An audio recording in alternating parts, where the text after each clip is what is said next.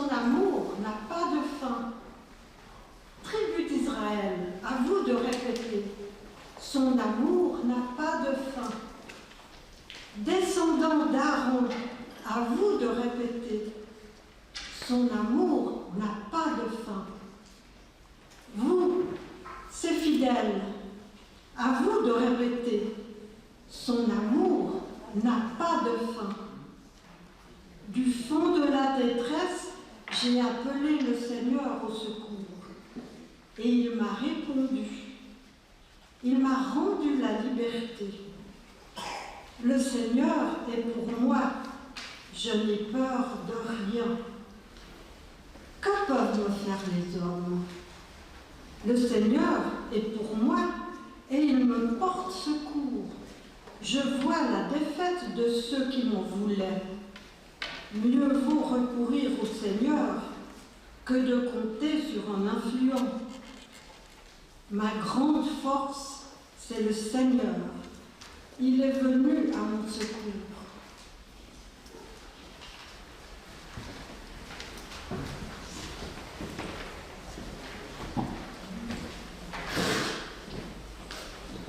Chers enfants, chers parents, chers amis, frères et sœurs en Christ, la grâce et la paix vous sont données de la part de Dieu notre Père, en Jésus-Christ, son Fils, notre Seigneur et notre Sauveur. Bienvenue, particulièrement en ces dimanches des Rameaux, aux enfants qui ont accepté de préparer ce culte avec nous depuis le week-end dernier, nous sommes avec eux. Bienvenue aux parents qui ont accompagné leurs enfants auprès de nous depuis le week-end dernier, encore ce matin. Bienvenue à ceux et celles qui nous rejoignent en ce moment de prière et de louange par Zoom. Et bienvenue également à ceux et celles qui, en communion avec nous par le Saint-Esprit, ils sont en contact avec nous en ce moment, où nous avons décidé de nous réunir pour célébrer un culte à notre Seigneur. C'est avec Vania Griscom, Natacha Mayer, Monique Dunant, Sandra Grange et d'autres responsables de la catéchèse, d'autres catéchètes, que nous avons préparé ce culte. Et le dimanche des Rameaux nous fait ainsi entrer dans le temps pascal, dans cette semaine si particulière pour notre vie, nous chrétiens. La dernière semaine de vie terrestre de Jésus parmi ses disciples. Et cette semaine qui va aboutir à l'arrestation, à la condamnation, à la mort et à la résurrection de Jésus. En contact, en lien par le même esprit, le Saint-Esprit, nous pensons aussi à tous ceux et celles qui vivent des moments difficiles à cause de la maladie. Nous pensons à tous ceux et celles qui vivent des moments de solitude, à tous ceux et celles qui sont tout simplement éprouvés de différentes manières ou qui sont endeuillés. Pour vivre pleinement ce moment de prière, ces moments de louange, ces temps de grâce, je vous invite à entendre un extrait de la lettre que l'apôtre Paul a adressée aux chrétiens de l'église de Philippe. Et cette lettre se trouve au chapitre 2, du verset 1 à 11.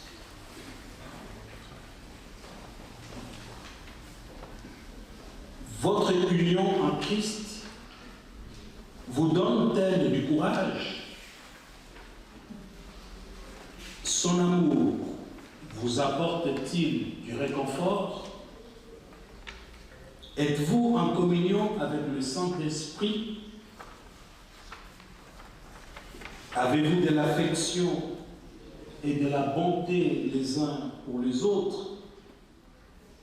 Alors rendez-moi parfaitement heureux en vous mettant d'accord, en ayant un même amour, en étant unis de cœur et d'intention.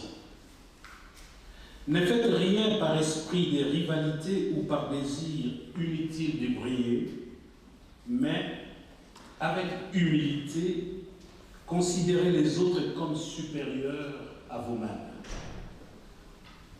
Que personne ne recherche son propre intérêt, mais que chacun de vous pense à celui des autres.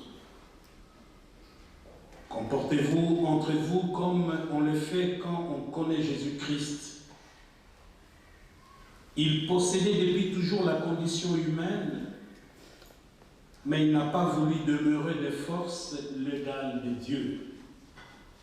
Au contraire, de lui-même, il a renoncé à tout ce qu'il avait et il a pris la condition de serviteur. Il est devenu homme parmi les hommes. Il a été reconnu comme homme.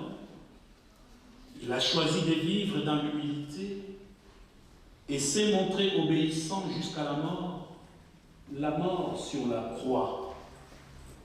C'est pourquoi Dieu l'a élevé à la plus haute place et lui a donné le nom supérieur à tout autre nom.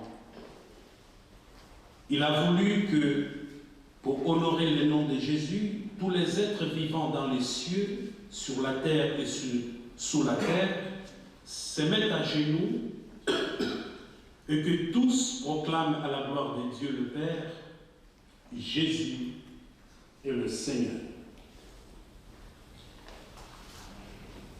Cet extrait de la lettre de Paul adressée aux chrétiens de Philippe, de l'église de Philippe, nous donne ainsi le ton, le thème de ce que je vous propose à vivre pendant ces temps de culte.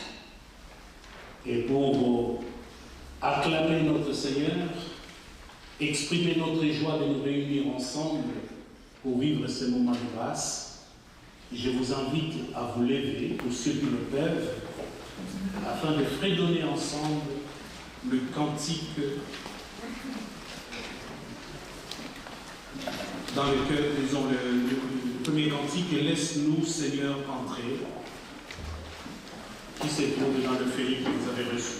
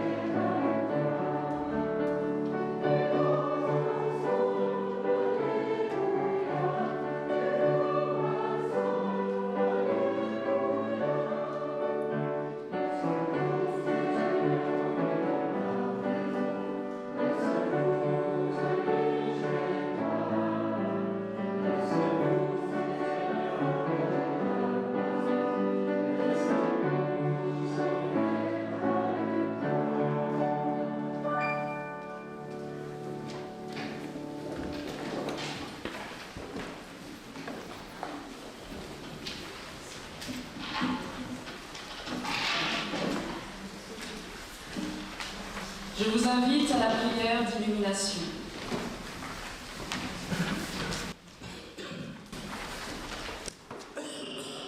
Seigneur, ta parole est une force qui nous permet de vivre, d'affronter souvent l'adversité, une force qui nous permet de rester en contact avec toi et d'aller vers les autres. Oui, Seigneur, remplis nos cœurs de ta présence, afin que nous puissions vivre de l'essentiel, c'est-à-dire de la foi, de l'amour et de l'espérance. Envoie-nous le Saint-Esprit, afin de préparer nos cœurs et l'intelligence à accueillir ta parole de vie. Amen.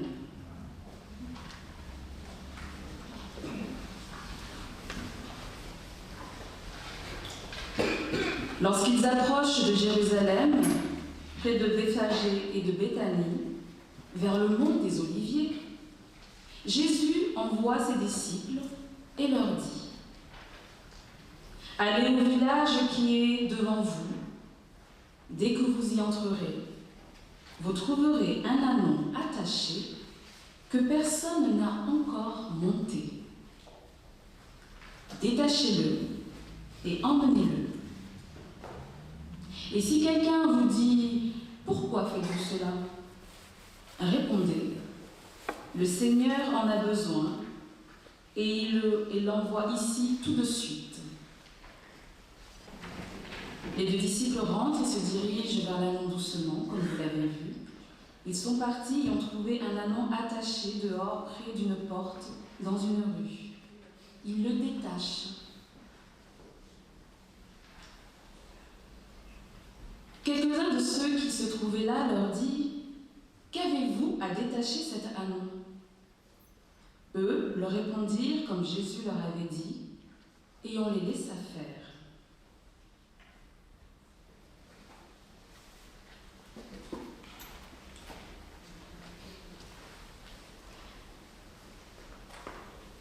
Ils amènent l'ânon à Jésus. Ils mettent sur lui leurs vêtements. Et Jésus, qui est devant la porte de la cuisine, prend l'ânon, s'assit dessus. Beaucoup de gens étendirent leurs vêtements sur la route.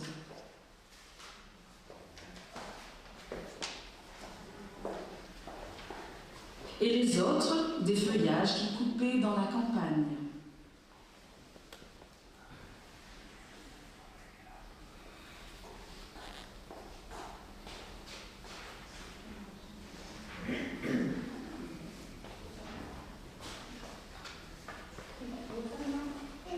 Ceux qui marchaient devant et eux, et suivaient et criaient en même temps tous ensemble :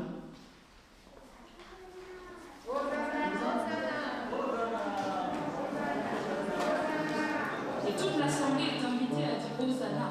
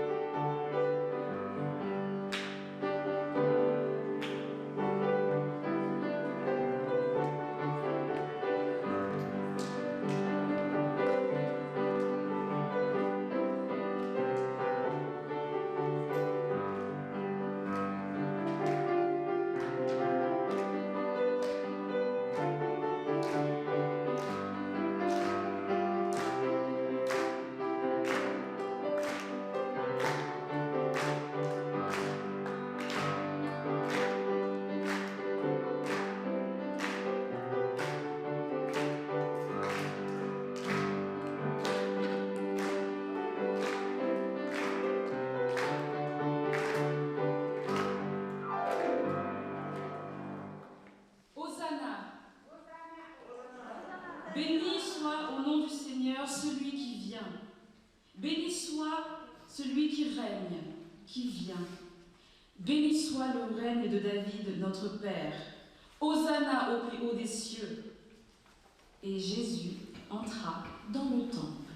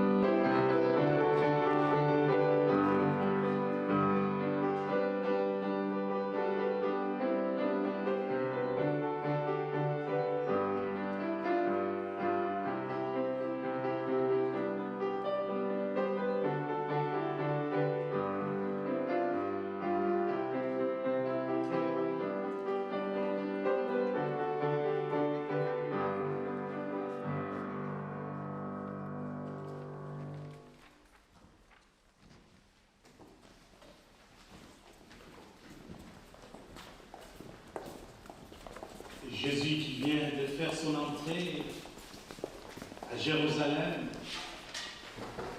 et il est accueilli par la foule que nous représentons peut-être ce matin, tous ensemble, y compris les enfants. C'est Jésus reconnu en tant que tel, Messie. C'est dimanche. Il y aura retournement de la situation quelques jours après.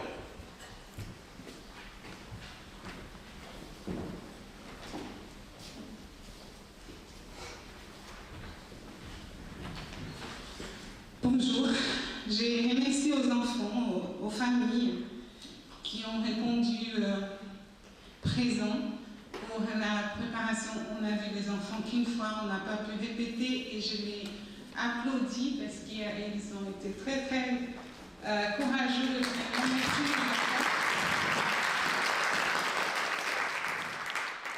Voilà, en préparant ce culte, comme vous savez tous la situation qu'on vit, on peut voir les enfants, on ne peut pas voir les enfants, il y aura le culte, il n'y aura pas comme on fait, il y aura asile, il n'y aura pas asile. C'est ce qu'on vit depuis environ une année. Et en préparant ce culte, je pensais justement à cette entrée de Jésus, si simple mais si rayonnant, sur ce chemin qui va le mener à Pâques et à ce que nous connaissons. Et je pensais avec le pasteur Amizi, comment avons-nous vécu cette année? Il y a tout juste une année que nous avons été touchés par cette situation sanitaire qui est la nôtre. Et on a dû faire face. L'Église, nous, en tant qu'Église, on s'est adapté, on a trouvé là, on a vécu toujours à la dernière minute.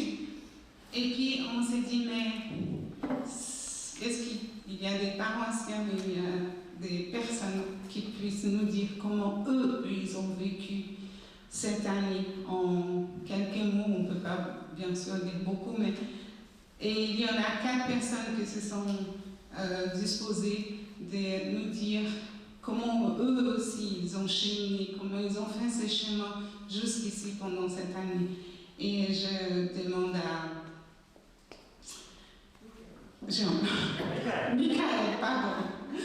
Michael Moser qui a bien voulu nous dire comment il a vécu cette année. Voilà. Bonjour à tous, ça fait plaisir de voir un peu des visages familiers et souriants ce matin. Aujourd'hui, j'ai accepté de venir parler de comment j'ai vécu les choses. C'est pour vous peut-être vous apporter une autre vision de ce que nous, en tant qu'étudiants, on vit. Qu'est-ce que c'est être étudiant en 2020? C'est perdre son travail, c'est se retrouver dans des galères financières très vite, c'est se demander comment on va manger à la fin du mois. C'est devoir réussir des examens alors qu'on n'a pas du tout cours en présentiel. On se sent seul en fait, et c'est de ça qu'aujourd'hui je voulais vous parler un petit peu. C'est du fait de la fragilité en fait de nous, êtres humains, de la perte de confiance en soi, et tout ce qui va avec et ce que ça implique. Et ce que je voulais vous transmettre ce matin, c'est l'idée qu'on a au fond de nous de se dire en fait, nous, humains, on a besoin des autres, même si évidemment il y a l'individualisme, le fait de se sentir bien avec soi-même, mais aussi le fait de se rendre compte que quand on est seul, c'est difficile. C'est difficile parce qu'on a besoin des autres, on a besoin de l'amour des autres, on a besoin de se sentir aimé, on a besoin de se sentir aidé, et on a besoin de cette force-là pour pouvoir continuer à avancer, parce qu'on se demande pourquoi on est en train de faire ce qu'on fait, et si on sera vraiment prêt à affronter les difficultés de la vie qui s'offrent à nous. Et du coup, c'est ce matin le message que j'aimerais vous laisser, c'est se dire que oui, en tant qu'être humain, on a besoin d'être aimé et on se rend compte de la valeur des autres, pas quand ils sont plus là, mais quand on a vraiment besoin d'eux et leur présence. Merci beaucoup.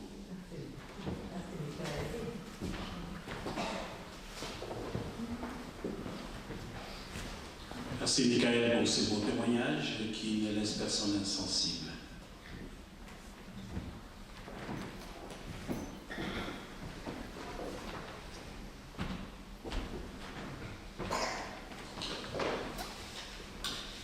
Bonjour.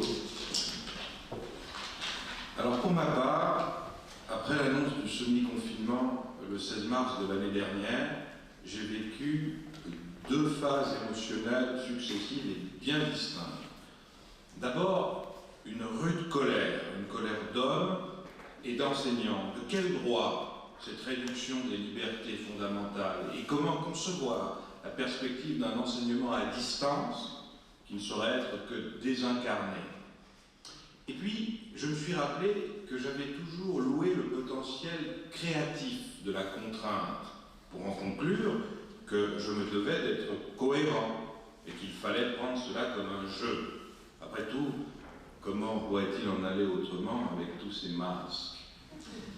Bon, alors, on me demandait de dispenser mes cours en ligne. Jusque-là, j'avais toujours rechigné à embrasser à pleine main la dimension informatique de ma profession. C'était le dernier moment de m'y mettre. Avec mes souliers tachés de crème et feuilles de notes manuscrites en pagaille, je faisais déjà figure de reliquat néandertalien au sein de mon établissement. Plus moyen de me défiler. En un week-end, je suis passé au stade de l'Homo sapiens 2.0. Alors, du jour au lendemain, je me suis découvert une âme de youtubeur, ravi de poster presque chaque semaine de petites vidéos ludico-pontifiantes pour mes élèves. Et finalement, j'ai appris cette vérité qu'enseigner à distance, c'est certes s'exhiber devant l'objectif, mais c'est aussi s'abriter derrière un écran, le bon côté de l'écran, si vous voulez, vient paradoxalement de ce qu'on y est moins exposé, ce qui est somme toute assez reposant. Secondo, il m'était expressément enjoint de quitter mon studiolo pour parcourir un rayon de quelques kilomètres seulement. Eh bien, qu'à cela ne tienne, c'était l'occasion de le découvrir pleinement, ce fameux rayon, et de redécouvrir qu'en matière de rayon, précisément, au mois de mars-avril, c'est le printemps. Peut-être je ne l'ai pas dit ça, mais croyez-le ou non, je l'avais oublié. Parce que vous parlez franchement, depuis quelque temps, je me faisais de plus en plus l'impression d'être un étranger quand le soir, en revenant dans mon 2 pièces de vieux garçon après une longue journée de travail, je tournais ma clé dans la serrure et que je me demandais si j'allais surprendre cet autre moi, mon double imaginaire, qui aurait passé, lui, des heures absolument délicieuses assis à côté de la fenêtre, à lire ou à rêver au soleil encore timide de ce début d'année. Désormais, penché sur ma table à dessin ou assis dans mon fauteuil de lecture préféré, je pouvais lever les yeux satisfaits vers le salaire en soupirant d'aise. Et puis, à intervalles réguliers, évidemment, je sortais faire mon petit tour du pâté de maison. Au fond, tout cela m'aura confirmé que le confinement est chez moi une seconde nature. Enfin, vous n'auriez pas un récit complet si je ne terminais pas en vous avouant que 2020 a été aussi pour moi l'année de l'amour, car on peut aussi tomber amoureux au temps du Covid. Mais je ne m'étalerai pas là-dessus, en tout cas pas aujourd'hui. Voilà. Alors je suis bien conscient, évidemment qu'avec un tel tableau, je peux surprendre, peut-être heurter. La mort, la souffrance m'auront épargné, comme elles auront épargné mes proches. Et comment réagir à ce constat? C'est loin d'être évident, très loin d'être évident. Mais entre la culpabilité et la reconnaissance, c'est après avoir mûrement réfléchi que je choisis, en connaissance de cause, la reconnaissance. Pour moi, 2020 n'aura pas été en vain.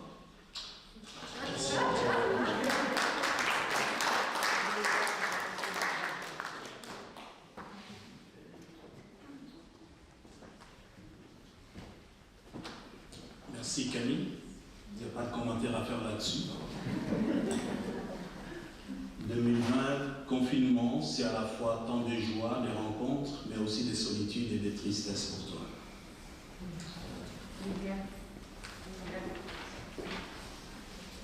Voilà. On tient compte aussi du genre. Il n'y a pas que les hommes. J'ai préparé un petit mot parce que des fois j'ai des trous de mémoire et je ne veux rien oublier. Alors, je vais parler pratiquement que de moi pour l'instant. En ce moment, je vis 4 situations difficiles. La première, c'est que je vis dans un appartement où l'immeuble, il est entouré d'échafaudages et de plastique opaque. La deuxième, c'est de ne plus participer aux différentes manifestations en tant que bénévole dans les 3 communes.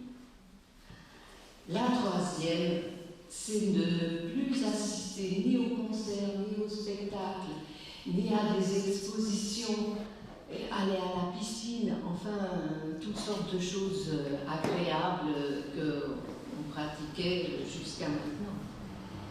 Et en 4e position, eh bien, je remercie toutes les bonnes personnes et leurs pensées à toutes les personnes qui nous ont soutenus dans notre période de tristesse. Voilà, mais quand même, il y a un point positif. Et pour notre bien-être, je souhaite que tout reprenne comme avant, c'est-à-dire tous ensemble. C'est une joie de se retrouver ici. C'est tout ce que j'avais à dire.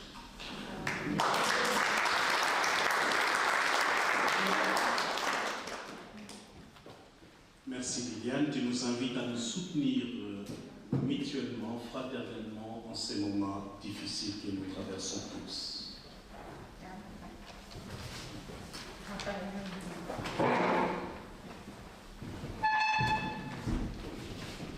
Bonjour à tous.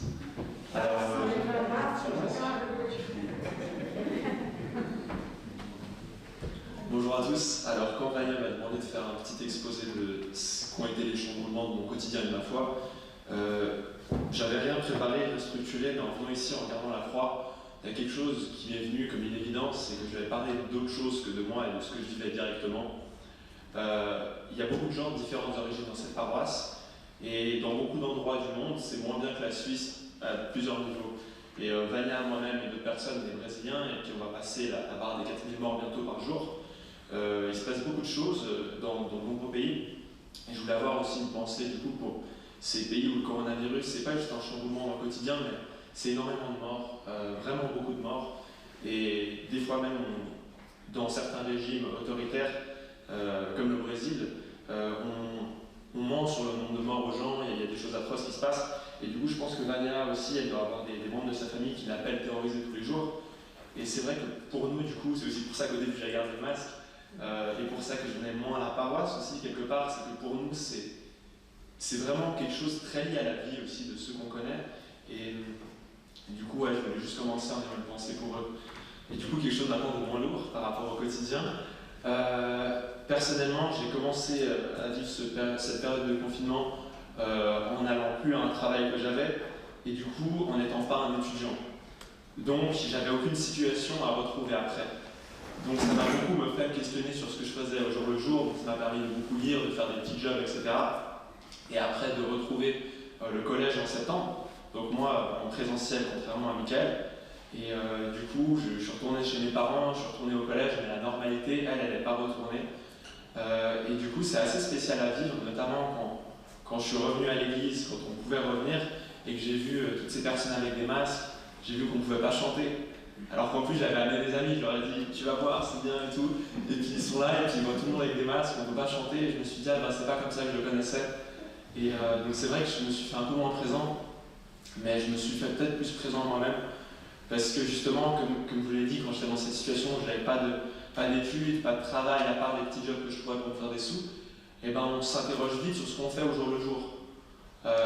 Et du coup, je pense avoir été plus productif vis-à-vis de moi-même, vis-à-vis de mes connaissances, mais aussi vis-à-vis de ma foi, du coup, en étant plus présent soi-même. Et en essayant d'être plus dans un équilibre et une harmonie. Et du coup, vivre en Christ, sans forcément un entourage, sans forcément un moment où on se dit qu'on va parler avec les gens, qu'on va écouter un culte, mais du coup essayer d'être plus avec la Bible et des choses comme ça. Donc voilà, c'est comme ça que j'ai vécu mon confinement.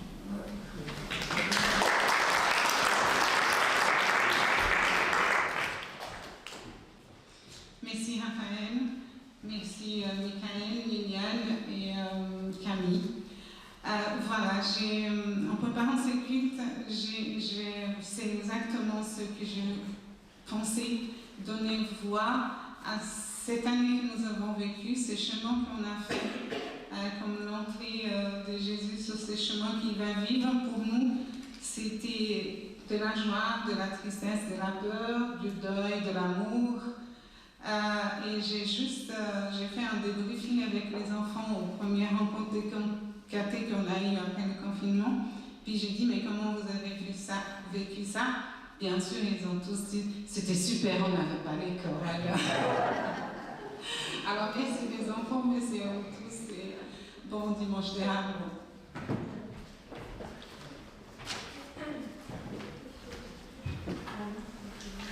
Merci de tout cœur pour Liliane et les 3 autres hommes qui ont voulu, en toute liberté, partager avec nous, en tant que grande famille, des croyants, des chrétiens, ce qu'ils vivent personnellement. Je crois qu'à travers leurs témoignages, nous pouvons aussi nous retrouver dans nos situations singulières. Pourquoi alors choisir ces témoignages, ce moment de témoignage en ces dimanches des Rameaux? Qu'est-ce que le dimanche des Rameaux peut-il nous apporter, peut-il nous aider à cheminer dans ces moments de deuil, d'incertitude, de solitude, de difficulté? Comment faire? À qui pourrions-nous nous confier? Autant de questions que nous pouvons nous poser à entendre ces différents témoignages. Et tout à l'heure, le texte que nous avons entendu pourrait nous apporter quelques éléments de réflexion, de réponses à certaines de ces questions. Mais avant d'y arriver, je nous invite à chanter le deuxième cantique. À fredonner, parce qu'on n'a même pas le droit de chanter.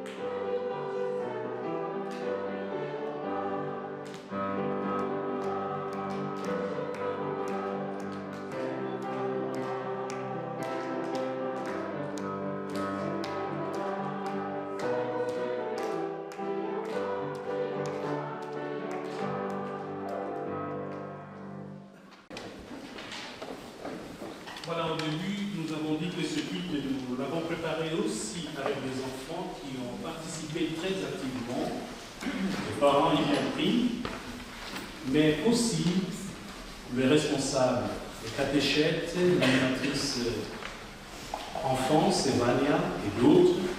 Nous avons préparé ce culte. Culte des dimanches des Rameaux. Vous allez tous à l'école, comme ça. Vous êtes déjà en vacances? Non. C'est quand les vacances?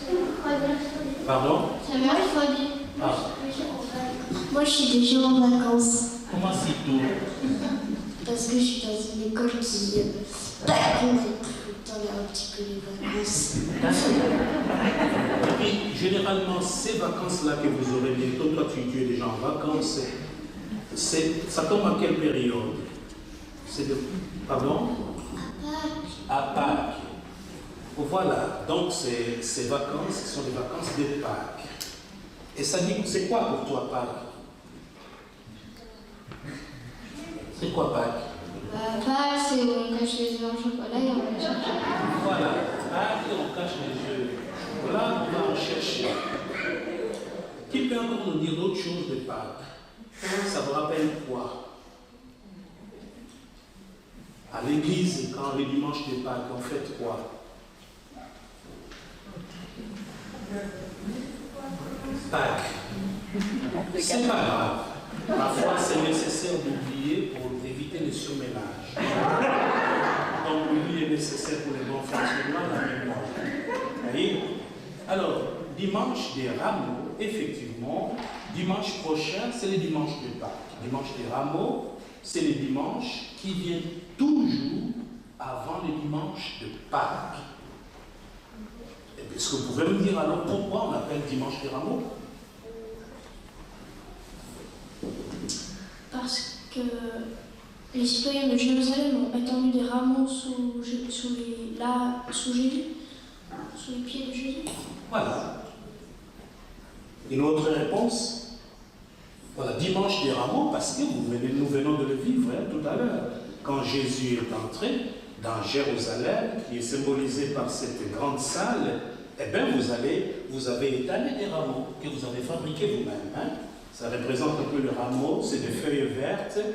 Hein? Oui, qu'est-ce que tu dis?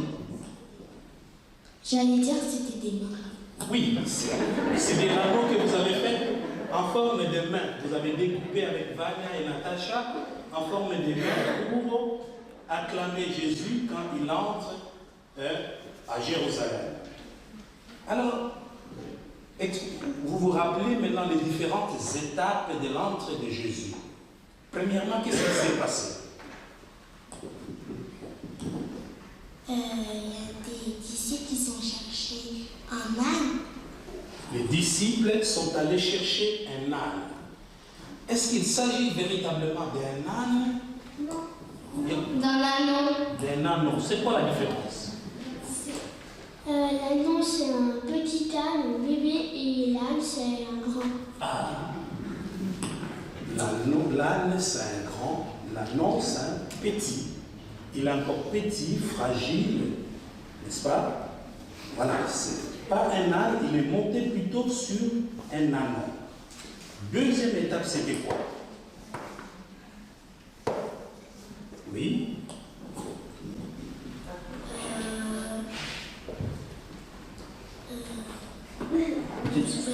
Tu te souviens plus? Qui s'en souvient?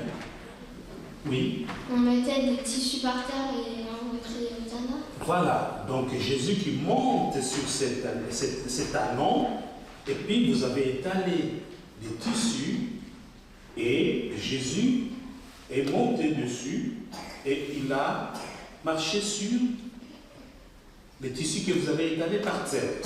Hein? Et ensuite, il est rentré dans Jérusalem. Il est entré dans Jérusalem. Il est entré dans Jérusalem. Et pendant qu'il était sur l'ânon, qu'est-ce que la foule que vous avez représentée a fait quand Jésus est entré? Il a crié Hosanna. La foule a crié Hosanna. On a applaudi. Ça veut dire quoi, Hosanna? Oui? Ça veut dire quoi? Gloire à l'Éternel. Gloire à l'Éternel. Oui. Voilà. Hosanna, gloire à l'Éternel. Ça peut aussi dire sauve-nous par pitié. Donc la foule qui était là, sauve-nous par pitié. Gloire à l'Éternel. On acclame Jésus comme leur sauveur. Et il lui demande la foule lui demande de la sauver. Et c'est comme ça qu'ils acclament Jésus. Donc ils reconnaissent en Jésus comme leur sauveur. C'est lui qui a été envoyé, le Messie, pour les sauver. Mais la question, les sauver de quoi? Et c'est là peut-être que je m'adresserai maintenant à l'Assemblée, aux adultes. à travers différents témoignages que nous venons d'entendre, évidemment, la foule reconnaît Jésus comme leur Messie, mais qui entre dans Jérusalem sur un âne. C'est un symbole à la fois de la royauté, d'un roi qui entre, mais un roi différent des autres rois. Parce que les autres rois, quand ils entrent, il y a une entrée solennelle lors d'une cérémonie de manifestation officielle. Le roi ne prend pas un anneau, il prend quoi, les enfants? Qui peut me dire? Oui.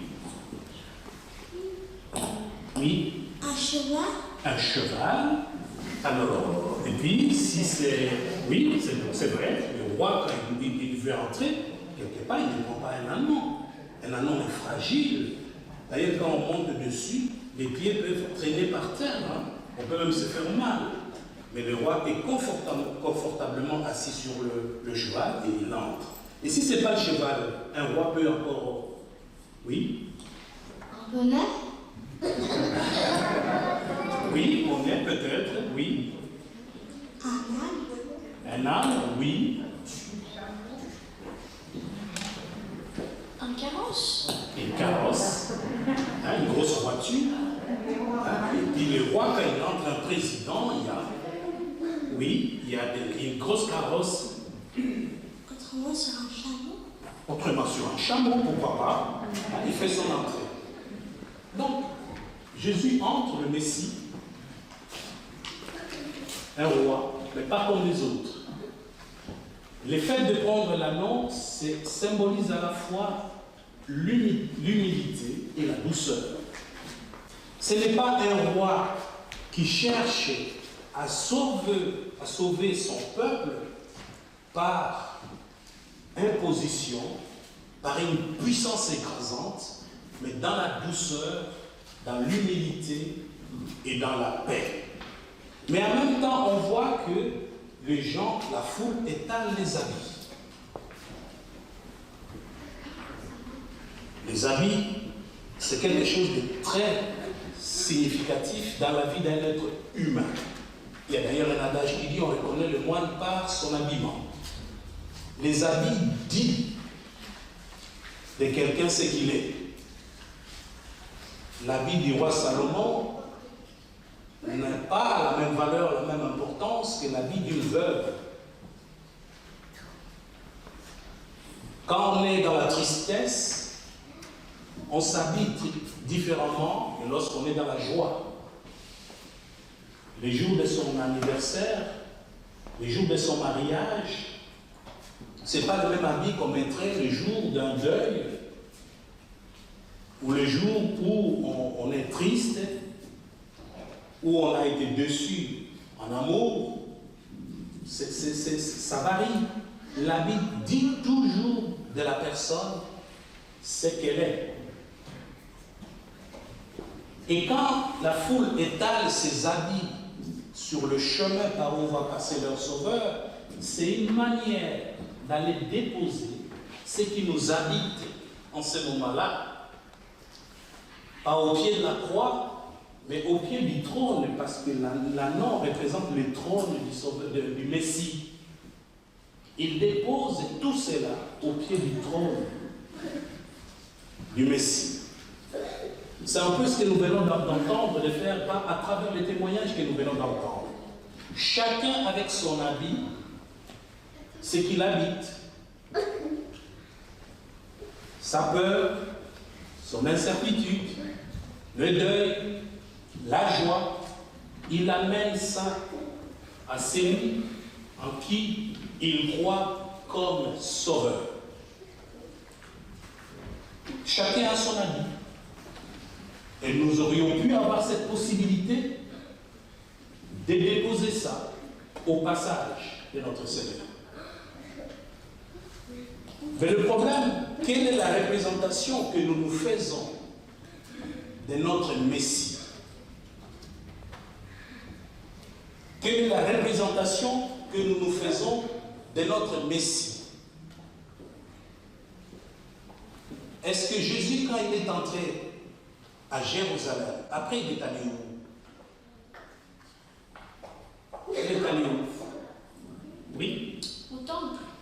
aller au temple. Et le temple, pour toi, c'est quoi? Oui? C'est où on fait la prière. Où on fait la prière.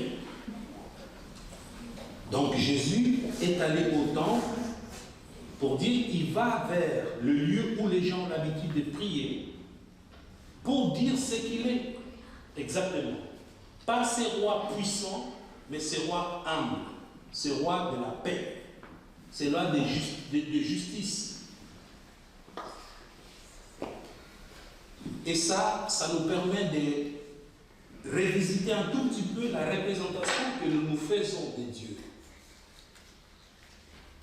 Et ce qui va conduire à la déception de la foule peu de temps après, qui va réclamer la crucifixion de Jésus. Alors qu'ils s'attendaient à un roi puissant pour venir les libérer du confinement, pour venir les libérer de nos déceptions amoureuses, de nos incertitudes, de nos maladies, de nos peurs, de tout ce qui nous encombre aujourd'hui, puisqu'ils se sont fait une autre idée de leur Seigneur, de leur Messie. Le Dieu des chrétiens, en revanche, n'est pas celui comme nous voudrions qu'il soit. C'est un Dieu qui nous apprend aujourd'hui que pour vous les enfants, le fait que Jésus soit monté sur l'ânon, c'est qu'il peut nous suggérer aujourd'hui, parce qu'après il va être tué sur la croix, il va mourir, on va l'enterrer. Parce qu'on va le trahir, on va se moquer de lui, on va cracher sur lui.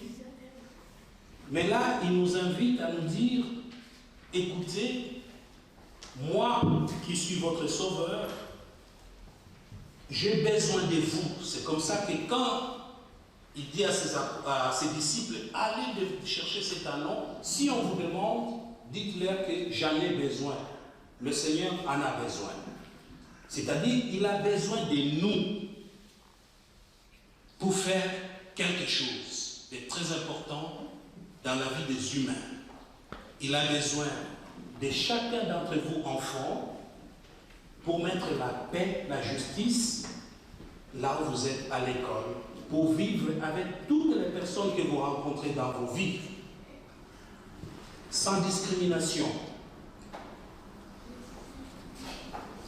Pour être des enfants qui écoutent aux parents et qui écoutent leurs parents. Ça, c'est le message que nous pouvons retenir ce matin. Oui. Oui, mais les enfants, des fois, ils font des bêtises et ils ne peuvent pas toujours écouter leurs parents comme les parents font des bêtises. Voilà. Jade, merci de me dire.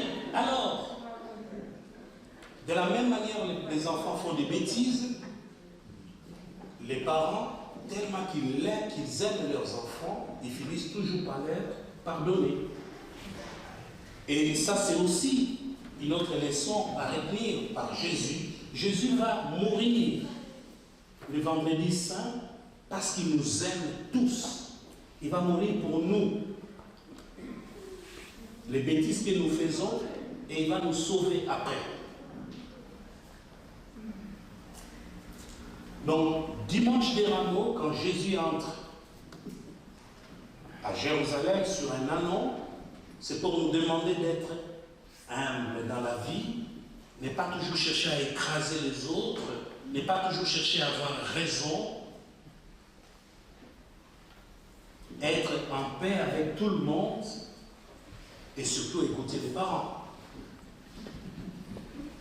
Face à la situation que nous traversons aujourd'hui, le dimanche des Rameaux nous rappelle tout simplement que nous avons un Seigneur qui est toujours avec nous, qui a accepté d'aller jusqu'à Jérusalem, où il va être arrêté, mis à mort, mais ressuscité après, pour nous sauver.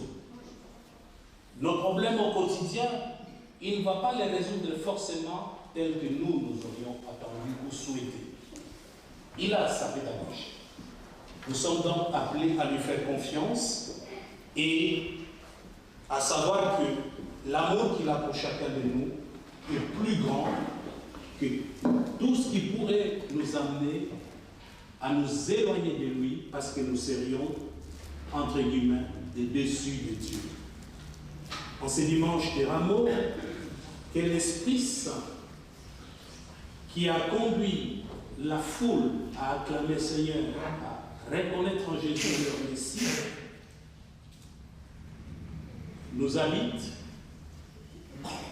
qui nous donne à croire en Jésus, et malgré les péripéties de la vie, qui nous aide à lui rester fidèles, à savoir qu'il est véritablement notre Seigneur et notre Sauveur. Amen.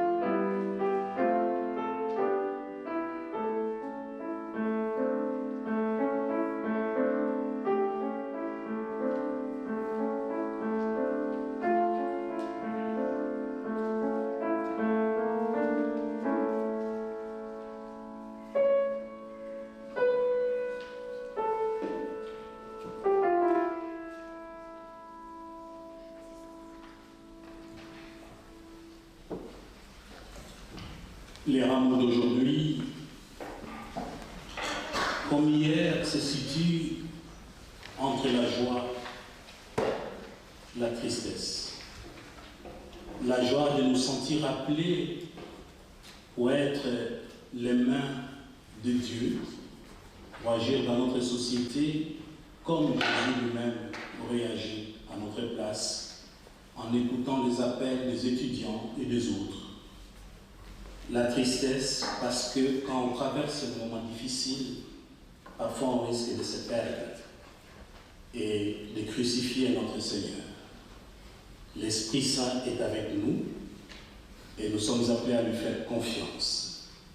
C'est dans ce même esprit-là de confiance que je nous invite à réciter ensemble notre acte de foi.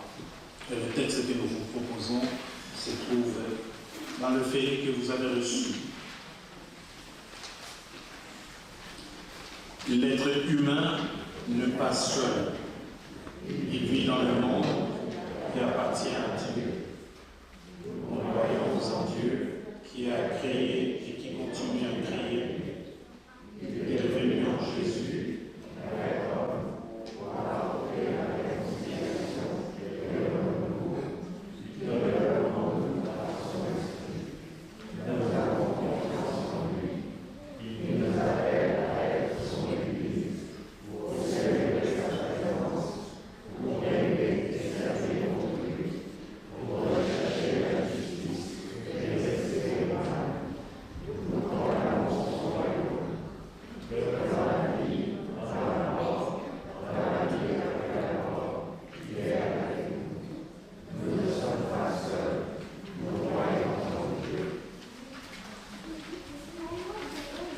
dans la solidarité et en communion avec l'Église, avec les uns les autres, nous prions ensemble.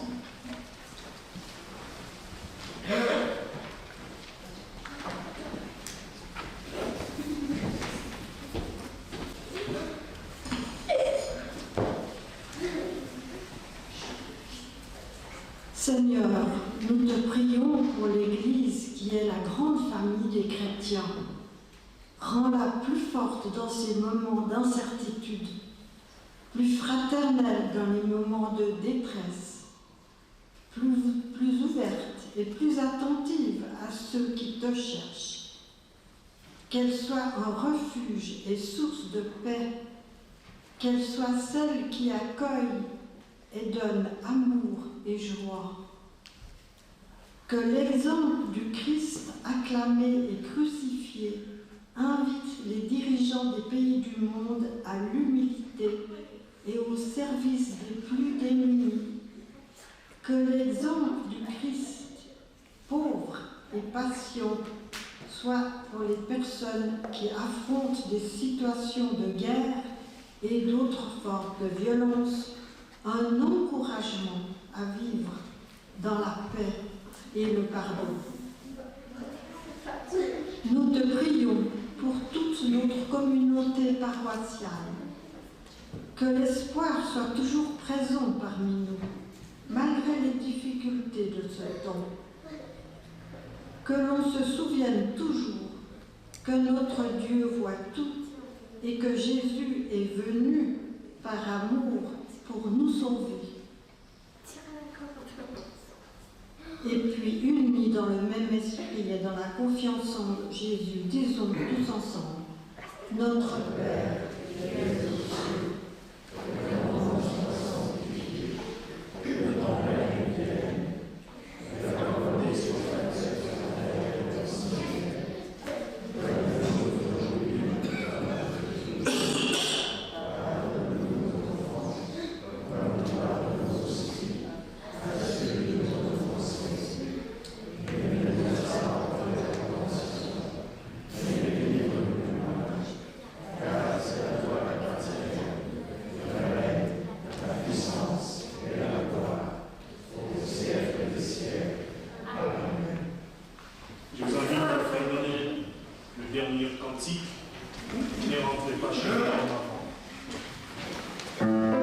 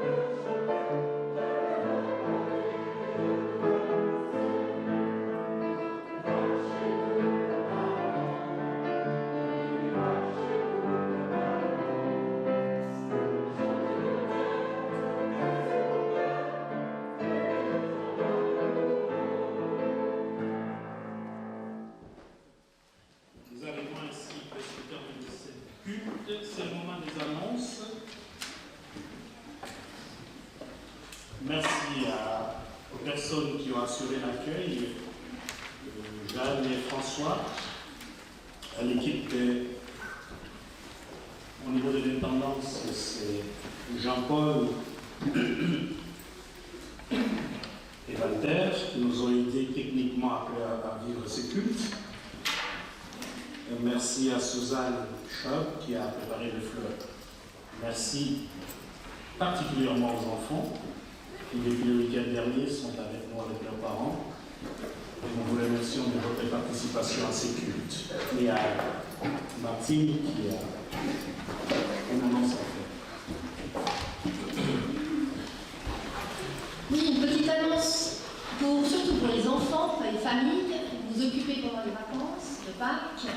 Le COET, le Centre communique de catéchèse, et le service Terre Nouvelle ont préparé des petits kits de carême avec un jeu de loi, avec un petit journal avec des jeux et des petites histoires, et puis un petit gobelet pour la soupe, parce que cette année on n'a pas pu faire de soupe, mais je vois qu'il y en a qui font la grimace quand je parle de soupe. On peut aussi mettre du chocolat chaud si jamais. Donc voilà, donc à la sortie, vous pourrez vous servir, c'est offert, et de quoi vous amuser avec vos parents, avec vos frères et sœurs, pendant cette période de vacances.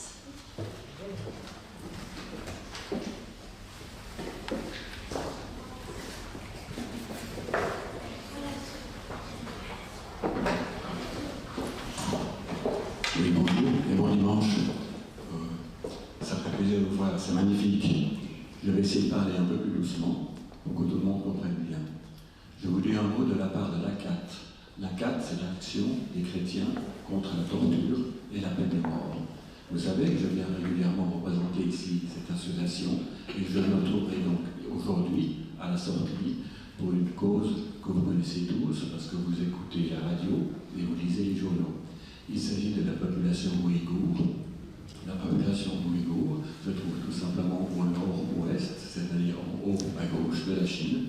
C'est une population qui est turcophone, elle parle turc et est de religion musulmane. C'est une ethnie qui est probablement en voie de disparition, en tout cas selon le vœu peut-être certains, dans ce sens-là. Donc je vous propose aujourd'hui, à la sortie, je serai à la sortie dehors, à droite, si vous voulez bien signer simplement pour soutenir cette population comme d'autres qui est peut-être en voie, disons, grande difficulté. Voilà, je voulais aussi vous donner une bonne nouvelle parce que c'est bientôt Pâques et c'est intéressant d'avoir aussi les bonnes nouvelles. Nous avions soutenu une femme iranienne qui s'appelle Narges Mohammadi, qui était incarcérée dans son pays, l'Iran, pour une peine de 10 ans, tout simplement parce qu'elle a dit ce qu'elle pensait, elle a soutenu les droits humains. C'est cher payé 10 ans pour exprimer ce qu'on pense dans la rue.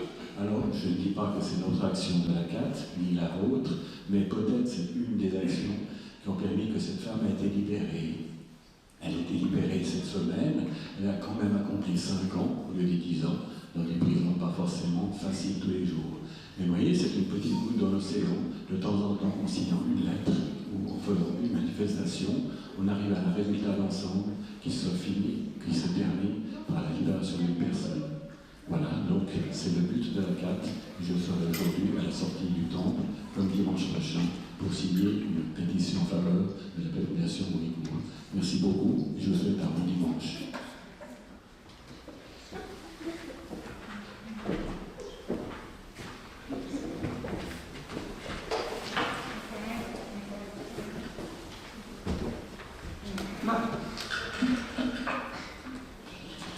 Pardon. Moi, j'aimerais demander aux enfants, ils se sont levés encore 1 heure de plus aujourd'hui, ils ont répondu présent. J'aimerais juste qu'ils se mettent ici, ils sont tellement beaux qu'on puisse leur voir. Voilà. Et puis, j'aimerais aussi remercier aux parents qui étaient là et qui ont répondu présent. Merci beaucoup. C'est vraiment, on fait notre maximum dans ce qu'on vit pour garder un contact. On a créé des groupes WhatsApp, vous répondez toujours. Merci beaucoup.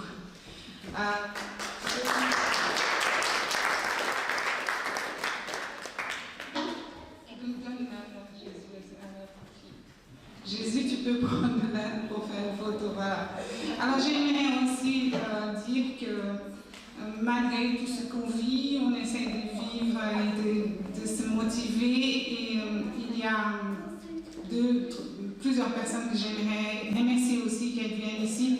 Sandra Grange, Natacha Meyer, Monique Dunon, qui m'a aidé à habiller les enfants, et aussi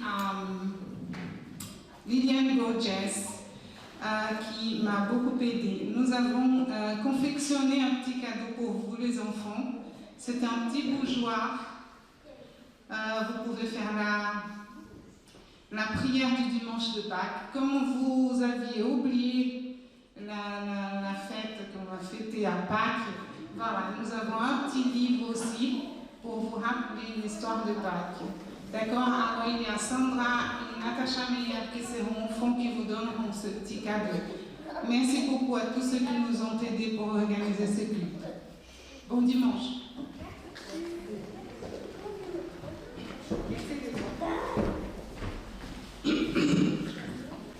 Derrière la dernière feuille du feuillet, c'est en lien avec la chaîne des prières pendant la semaine sainte. Je nous recommande juste de lire cette annonce que vous avez sur le feuillet.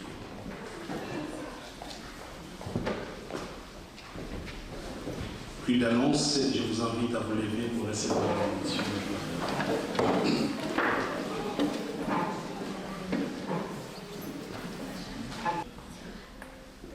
Notre Seigneur, c'est un Dieu de paix, un Dieu de justice.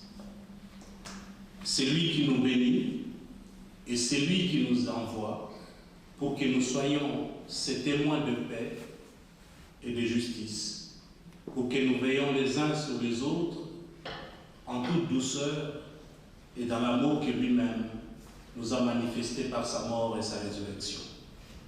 Amen.